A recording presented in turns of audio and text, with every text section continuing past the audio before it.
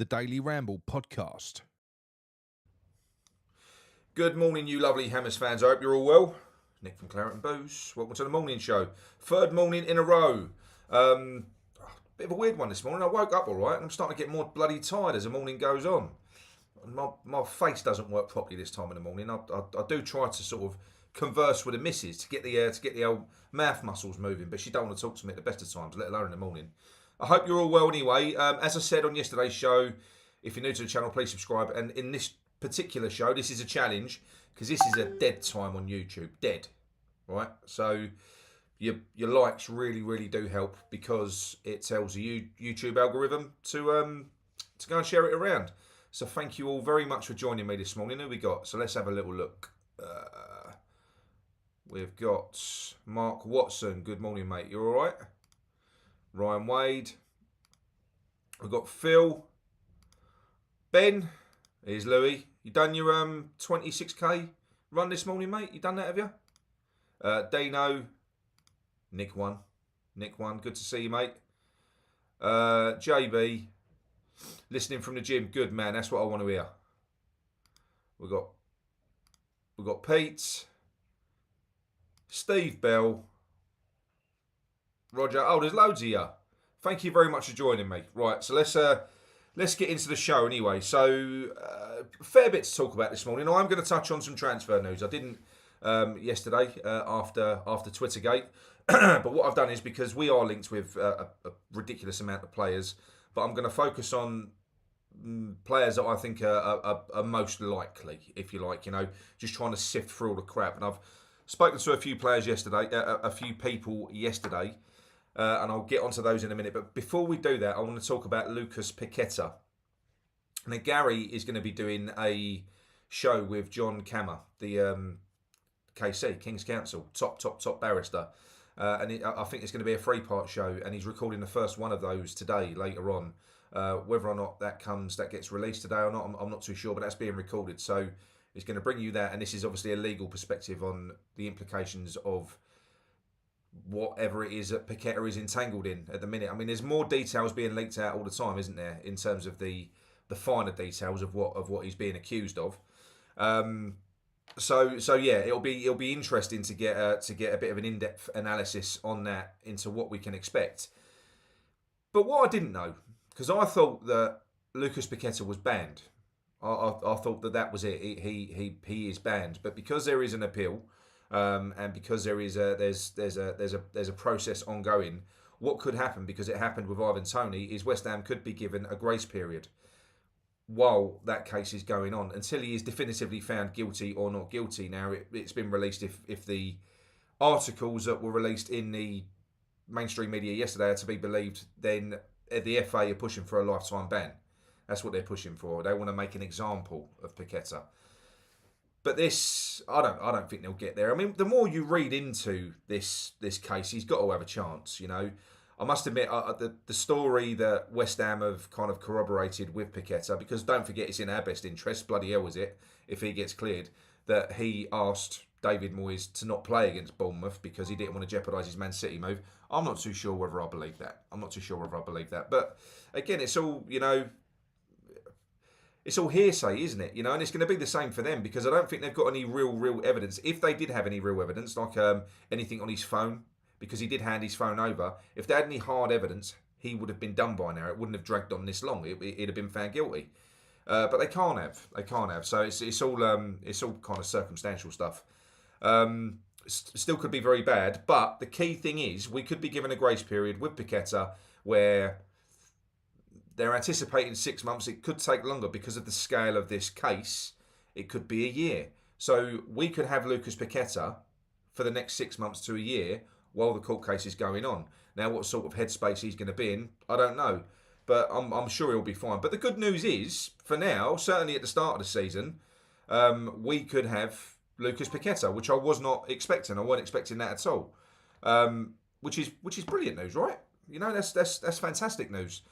Right, now moving on to midfield, because we've spoken about defenders, we've spoken about the forward players, you know, Gilles Hearn, Wesley. It broke yesterday. Now, this was a very, very shocking bit of transfer news, that West Ham are linked with central midfielder, Girona central midfielder Alex Garcia. Now, this is a deep line playmaker. A deep line playmaker. Absolutely fantastic. One of the top midfielders in all of the European leagues. Amazing. If you want to get an in-depth analysis on him, go over and check the Babbling Irons review that they did on the player yesterday. They go into it in quite some depth. Very, very exciting. Yes, he is a deep line. He's a deep line playmaker, so he does sit deep, but he's incredibly important if you are changing your style and you want to start defending in possession as opposed to out of possession and progressing the ball further up the pitch. This guy's like way up there for progressive passes, a full range of passing. Short, middle, long. It does not matter. He's amazing. One of the top players around. Very intelligent player. Very combative. He's quite small, but he's a very combative player. He wouldn't be in place of Alvarez. It would be in addition to. Now I know what everyone's going to say. You can't have two CDMs. That's what I say. If you've got two Alvarezes at the base, but this isn't two Alvarezes. Alvarez would be the anchor at the base of the team. Then you would have this player that would basically be the maestro. He would be the maestro. He was likened to the likes of Toni Kroos in terms of the way that he affects his team. Because don't forget, Girona were one of the best performers in La Liga last season, and he's one of the reasons why. He orchestrates that whole team. So that this really does give you a bit of an insight into what we can expect for next season, and it does throw even more question marks over what we've got with some of our existing players. I'm expecting a completely new look team. I am. I did say I don't see James Ward-Prowse and Thomas Souček being in that team. I don't see them being in that team. And when you look at the fact that we're linked with this player, who's 26 by the way, he's a Spanish international. He's only got one cap. I don't know whether he counts as homegrown because he started his career at Man City. He had like 3 seasons at Man City. So I don't know whether he ticks that homegrown quota, but he's 26 years old, an absolutely fantastic player. Honestly, he'd walk into our team. So him and Alvarez at the base completely changes the way that we play. If we're going to a possession-based game, you need technical players that can not just hold onto the ball, pass sideways and backwards, but that can literally progress you up the pitch. And he would also firm us up as well, because although he's small, like I've already said, he's combative. He flies into tackles. He's tough. He's tough, and he would set the tempo. It would be an amazing signing if we could get that over the line. We're going up against Leverkusen. So the thought was that Xabi Alonso had already had a deal done and dusted with this player, and he was going to Leverkusen, but apparently not. We've put an offer in, an offer's on the table for this player, and it's said that the player is very interested in coming back to the Premier League. So this is one that we could get done, but even if we don't, because prior to this, 99% of you are not going to have even known who that player was. What it does is it tells you the type of player that we're going to be bringing in next season, whether it is Alex Garcia or someone like him. Don't get me wrong, there's not a million players like him around. He's pretty unique in what he does, but it makes sense to me, because if you look at the Wolves teams and players that have been important for Lopetegui when he has played that kind of possession-based game, he does always seem to have somebody like that, of that ilk, in his team, and this is a top level player. So if you can think of it, if we go out there, our new midfield could be Alvarez at the base with Garcia, and then Lucas Paqueta, in the 10, with Louis Gilherm coming in. I said I wasn't going to talk about him, but with Louis Gilherm coming in to eventually take over the mantle from Paqueta, give him a bit of a soft landing period, working alongside Paqueta, one of his countrymen. It would be amazing. So that's what I mean. The central midfield is gonna be overhauled. The other player is one that we all know very well. We've spoken about him a lot. We've been linked with him, and that's Youssouf Fofana. He's going to be available for a cut price because he can walk on a free in a year's time. But there's big competition for his money. He's another one. He's 25 or 26, I think. But French international, top player, brilliant. Different profile of player. I've got to be honest.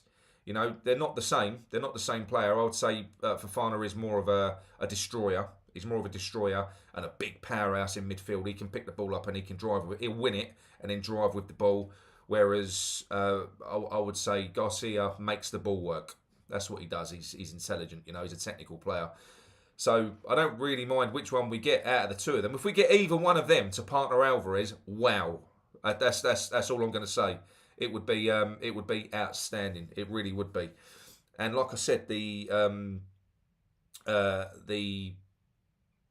likes of James Ward-Prowse and Soucek would probably be moved on if we could, because those two players are not going to want to sit on the bench for West Ham. Ward-Prowse is not. There are. I don't know. I don't quite know where Ward-Prowse would go to, because he wouldn't go to a top half team. I don't believe. No, he wouldn't walk into a top half team, because otherwise there would have been other teams in for him when we was bidding for him. We was the sole trader that was in for James Ward-Prowse, because he is such a diminutive character. And I'm not going to go as far as saying he's a one-trick pony. Look, he's a good, tidy player. He is. But if you offered me two players, James Ward-Prowse or Downs, I'd take Downs. Personally, I would. So, yes, new look midfield, because as we all know with football, games are kind of, they're won and lost in midfield, aren't they? They are, for a start. So, you win the midfield battle, invariably you do win the game. So, yeah, let me know what your thoughts are on that, on those two. I mean, that one did kind of come out of nowhere, the Alexi Garcia bid. So, I was quite excited when I read that. And also Lucas Paqueta as well. If we can keep him, if we can keep hold of him for a while, that would be amazing. Right, now, look, that's the good news. Now let's move on to a little bit of the a little bit of the bad. So, that we reported. This isn't news, by the way. It's old news, but it's ongoing, and it isn't just strictly, down to West Ham. I think all Premier League clubs are guilty of this, but this is something that is going to evolve as the months go on, because there are fan groups that are getting involved to fight back against clubs, and that's ticket pricing. Now, West Ham reported it was dressed up differently by Sean Whetstone, but it was the record least amount of season ticket holders renewed. So 4,000, which I think is like the equivalent of the Bobby Moore lower, isn't it? So 4,000 people just decided to not renew their season tickets this year, and the club will be over the moon with that.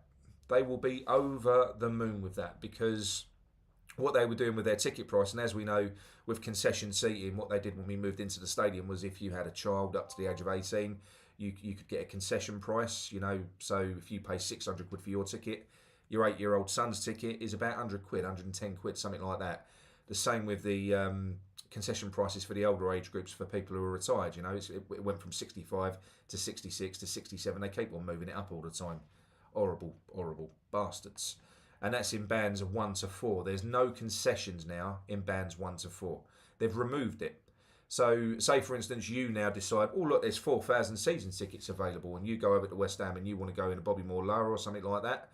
You're going to have to pay full whack for your 6-year-old son. That's what you're going to have to do. Or if you want concession seating and you're an old age pensioner, it's all right, because you can still get concession seating, but up in the gods.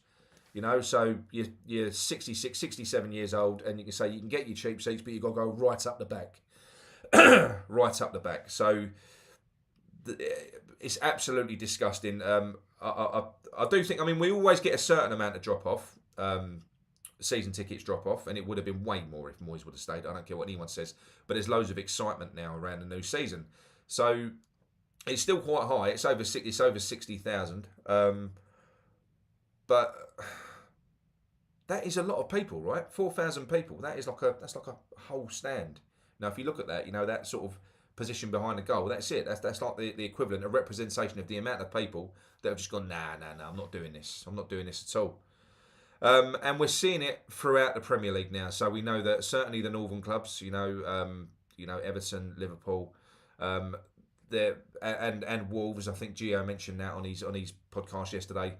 There are so many fan groups that are sort of rallying together to fight back against this at the moment. Because look, at the end of the day, I think this is an indication of where football is going, because prices are going up. They're not going to come back down again. And this used to be a working class sport. It used to be, once upon a time.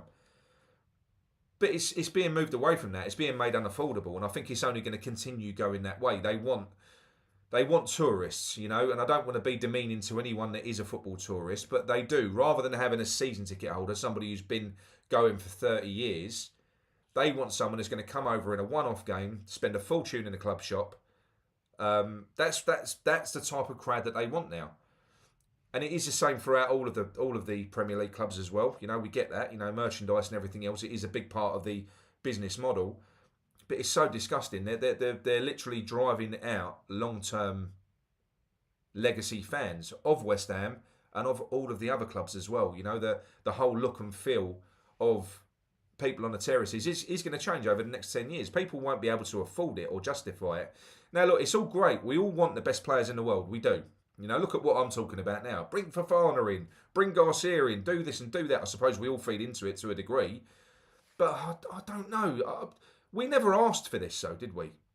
None of us ever really asked for this, to have football taken away from us, to have it made so expensive, to get it to a level where it was so out of control that the game that we all grew up, where it was part of our lives, going to a football on a Saturday at 3 o'clock was part of our weekly routine, was slowly being taken away from us, and it is. And they're also starving the next generation of fan as well, because you're all of you that were season ticket holders or are, you know, you would have probably started at a very young age. You know, your dad would have taken you, or your mum or your dad would have taken you to a game when you was young. You know, and that's where you would have caught the bug, and it would have been a lifelong habit that you would have gone on to try and kick, but you couldn't quite manage to do it because it's just torturous. But yeah, the fact is that is what they're going to start starving the club of. The fan base is of the next generation of fan, because if dads can't afford to take their kids, then that bug, you know, that little kid's not going to catch that bug. So it's very short-sighted. But then when you look at the likes of Sullivan, short-sighted's about all he's got on it. Let's face it. It is bad. It is bad, because although, you know, they look down their noses at established supporters, and they give no kind of credit to somebody that's been going for 25, 30 years, they would rather replace that person with a day tripper. They would. I'll tell you what, that's all good when you're in the Premier League and you're flying higher, but you watch what happens if you have a bad season, because it can happen any year. Almost happened with David Moyes, didn't it? A couple of seasons ago, almost got relegated with Paqueta and Rice in the team. Any team can drop out the top division. You watch how many of these people, the day trippers, go over there in the Championship. They won't. They won't. So you start forcing out your core support. It's gonna come on top, and there's going to be more on this throughout the summer as well, because we're talking to a few people about this, and there's things happening.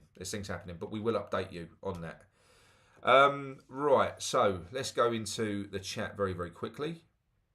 All right, 1 minute. So, Obsidian Curse. Let's start here.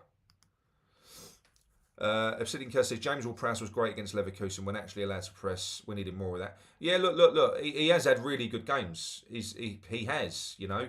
But the fact of the matter is there are better midfielders than him. If you take away the set pieces, Obsidian, if you take away the set pieces from his game, which I was thoroughly underwhelmed with, he's a very, very average player. He is. He's not a bad player, but he's an average player. So he circulates the ball a lot. He doesn't really waste the ball, you know, but it is sideways and backwards passing. I likened him to a rebound board, because when I was watching James Ward-Prowse in a lot of those games, it was like players was giving the ball to him and he was just giving it straight back, you know. Whereas this player, this Garcia that we're looking at now, is something completely different. You know, they set the tempo of the team. They've got progressive passing vision. They'll take a risk, which James Ward-Prowse doesn't seem to like doing in open play. You know, he's worried about his percentages, I think. So what we got here? Lopetegui likes inverted wingers, so Kudus could work on the left. Yeah, you're talking about what he's going to do with wingers. So yeah, see, he doesn't just play with inverted wingers, by the way. You know, he has been known to change it throughout the game. So it isn't a one size fits all with Lopetegui, because if you ever look at his time when he managed Sevilla, the amount of crosses that he was getting into the box, because we are going to be getting a new striker as well. We're linked with loads of them. I've already spoken about En-Nesyri. There's a young kid, Suma from Atletico as well, Atletico Madrid. There's loads of people that we're linked with at the moment. Like I said, I don't really know kind of how you siphon them out, because we can't physically be approaching 80 players. A lot of that has got to be crap. But the Garcia one, I do believe. Fofana, there's obviously something in. because Stighton's tried to sign him before, and if we got him this time, we'd get him probably not on a cheaper wage, but we'd certainly get him for a cheaper transfer. So what we got, yeah, as John says, John's back. How you doing, mate? Lopetegui, he is flexible in his formations, he is. But the one overarching thing that you will find with Lopetegui is the style of play, because we often said about David Moyes last season, what formations is he going to play? It doesn't matter, because he plays the same way every time, sits everyone behind the ball. Don't matter whether it's a 4-4-2 or a 4-3-3 or whatever it is, everyone's sat back in the 18-yard box. Doesn't make any difference what it looks like on paper, because on the pitch it always looks the same. Very similar to there'll be intricate changes to what Lopetegui does, tactical. He'll look at something, and he'll look at a way that he can exploit the opposition. But ultimately, the style of play will be to control the game. You know, you can defend in possession as well. Be better to defend with the ball, wouldn't it? Do you know what I mean? So what does JB say here? He says, Nick, any thoughts? Heard any rumours to the formation of James 3-4-3? Yeah, well, he can do that. There's no reason why he couldn't. I mean, if we do go out and get Max Kilman from Wolves, which is one I'm not sure about, because they want a lot of money for him. Don't get me wrong, I'd be happy if we got him. I just don't see us going out spending 40 million on a centre back at the moment. I think there's better value out there. But if we were to go out and get Max Kilman, he flourishes in a back three. That would also mean that we would need to go out and upgrade the wing backs. As we know, there's rumours that Emerson does want to leave in the summer, but look, he might want to leave, but it's whether we sanction it. The right side will be a problem with that if you're going to play attacking right wing backs, and you don't want to. Soufal's been pretty good going forward. You know, I would say his attacking game is better than his defensive game, Soufal, but he hasn't got the legs to get up and down. The wing back position, I think you've got to be the fittest player in the team to play wing back properly, because you're supposed to be up and down for 90 minutes non-stop, defending as much as you're attacking. It's such an that is a young man's game, I think. You know, I do believe that. You've at least got to have pace and stamina. Look, he's got stamina, but there is no pace there, I don't believe. So the right wing back would need to be upgraded. It would, and we are linked with someone from Fenerbahce. I can't think of his name, but they're playing hardball. This is a player that about 5 clubs are interested in him as well. What was his name? Ferdi. I can't think of his surname. Ferdi, Turkish surname. He is class. But they reckon about 30 million for him. So it could happen. Look, this is the thing that you would never have thought of that. Mind you, having said that, how much did we pay for Emerson? That's got to be our record, you know, for a fullback. We've never paid that much for a fullback before. It was about 12 million, wasn't it? It's a lot for West Ham. So I do think that is a really, really, as like midfielders, I think wing-back play now, they're expensive players. They can change the way that you play completely. So hopefully we do go out and spend some money in those areas, you know. Zaha won't be happening now. I know that much. Let's have a look, see if there's anything else. Hang on. No, nothing else. Okay. Right, let's move on to the diet. So I'm just going to quickly whiz through them all again. Where are we? So you've got your chemical diet rules, as I've already spoken about. And just to reinforce, I spoke to Dougie yesterday as well, who's just been put on high blood pressure tablets. They are statins. If you do have any health issues at all, please consult your GP or whatever it is. Get advice before you do any diet. But yeah, you kind of the only thing that's going to be iffy in this for you is the grapefruit. So you just need to get that clarified. So you've already seen the Tuesday meals. You should have done that. You've already seen the Wednesday meals. Now we're going to go to what's going on?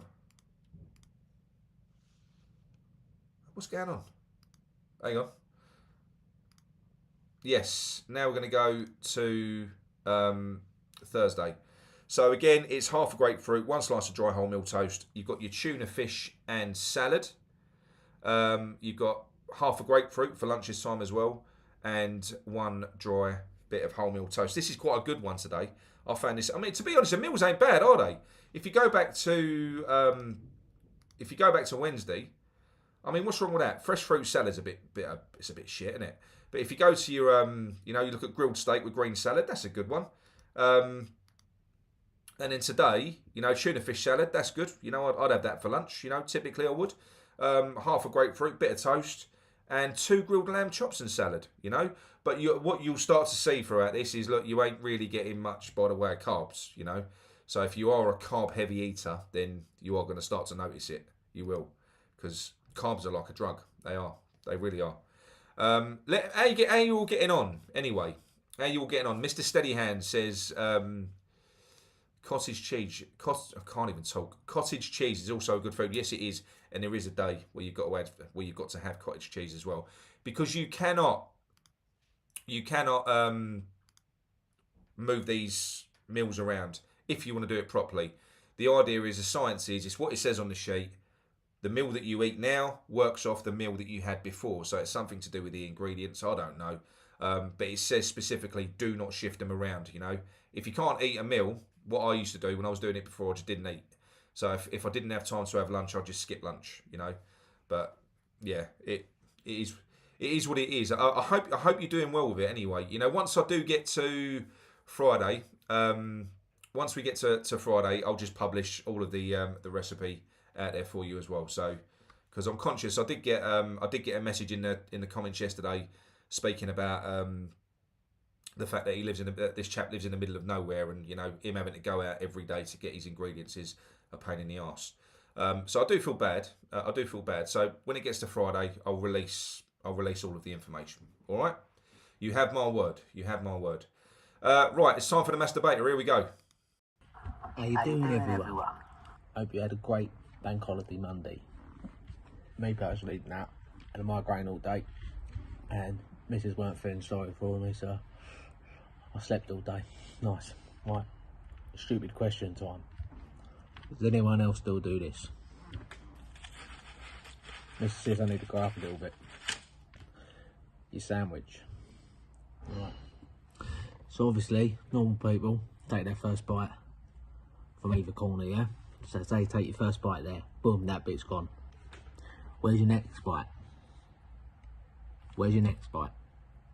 For me, to eat this properly, you need to carry on down all the way down the crust and save the best bit for the middle, no crust.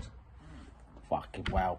Is that me being fucking immature? Or does anyone else still do it? Can't be just me.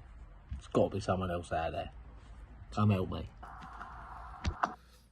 Yeah, we had some really odd answers for that. Like there was some people, because I know, look, we're talking sandwiches now, but some people were saying when they got their triangle sandwiches, they'd eat out the middle first. They'd literally eat and they'd just leave themselves with a crust. Why? Unless you're just not a crust eater, I don't know. But I always like to have a handle. I look at the crust like a handle. So I think when I'm eating a sandwich, my hand position doesn't move. I use one hand to eat my sandwich. That's what. Oh my god, I feel tired today. One hand to eat my sandwich. I work all the way through, and I always just hold on to that one bit. What's wrong with that? Nothing wrong with that. Good morning, Amanda. Good morning, Happy. Got usual. We've got Louis. We've got James. We've got Danny Moore. Right. So, okay. Going to make this one a quick one. I've got a good show for you tomorrow as well. I've got some good information tomorrow morning. I'm really feeling it today. I got up, did some exercise, felt good. I'm on my second coffee. Teabagging. Moy's out. Okay, I'm going to leave you with James. There we go. Thanks everyone for joining me on this as well. I was not expecting these numbers. 251 watching in the morning. I picked this time, believe it or not. I picked it because I knew it was dead time. I knew it was dead on YouTube. Because you can look, when you go on the YouTube studio dashboard, you can see when people are online on YouTube. So I'm picking the mornings because no one does it. That's why no one does morning shows. So I thought I'm going to do it. I'm going to do it as a challenge. So yeah, thank you very much everyone for watching me. It does mean a lot. Don't forget, drop likes on the video. Keep me encouraged. Yeah, I'll see you tomorrow. Hope you have a great day.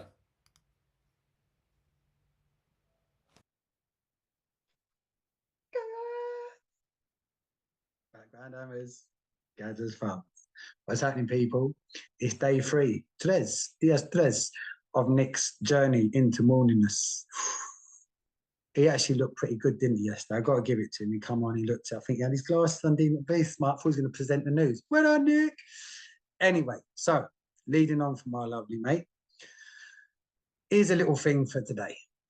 No one in your life has ever made you feel anything. Not once. And that's a fact.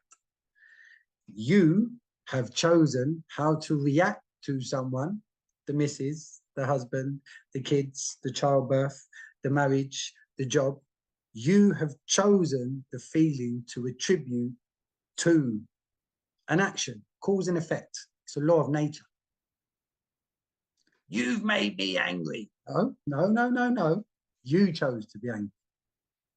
You're so fucking frustrated. No. You're choosing to feel frustrated. It's a fact. So what's the inspirational part, you might say? And it is true. It's a fact. The inspirational part is that means that you always have a choice in how you feel. So how often are you choosing to feel happy? Come on!